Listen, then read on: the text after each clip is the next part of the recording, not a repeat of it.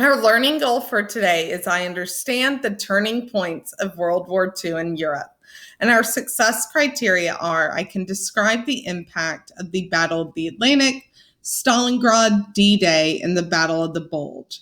And I can use maps and charts to evaluate the importance of key turning points of World War II in Europe. Okay, so there's honestly about 5 key turning points of the U.S. fighting World War II in Europe.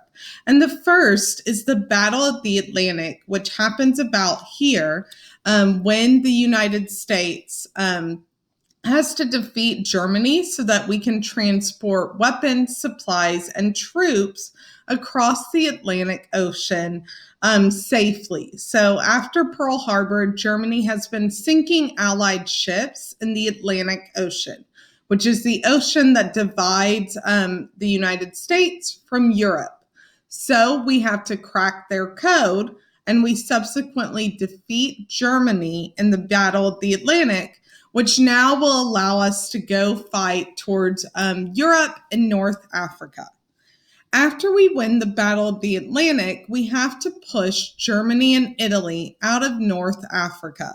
So we can see here in November 1942, the Allies land in North Africa.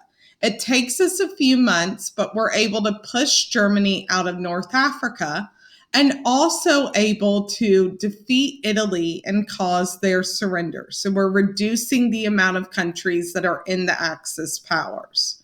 Then we can also see here in February 1943, Germans surrender at Stalingrad. Stalingrad is a Soviet Union city, and they had been fighting the Soviet Union for months.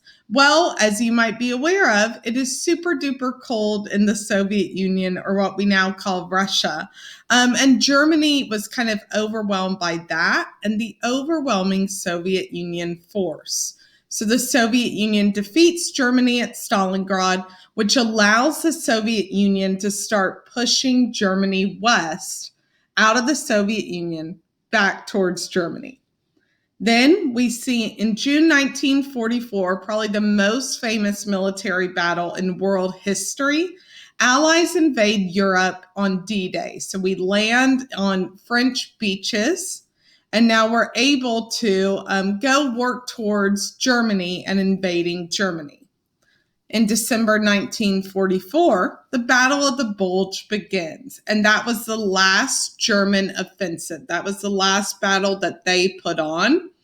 They are quickly overwhelmed, forced to surrender at the Battle of the Bulge, which allows the Soviet Union and Britain and the United States to push closer and closer to Germany, causing their surrender in May 1945.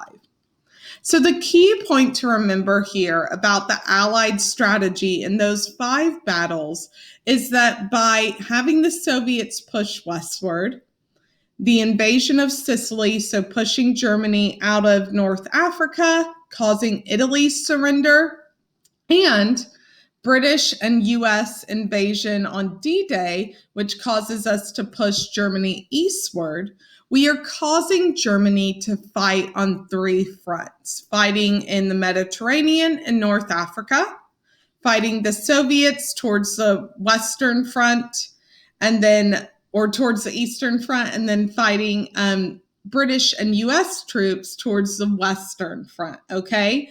And so they're splitting their military, and they're not able to have a sustainable force, which will cause their surrender.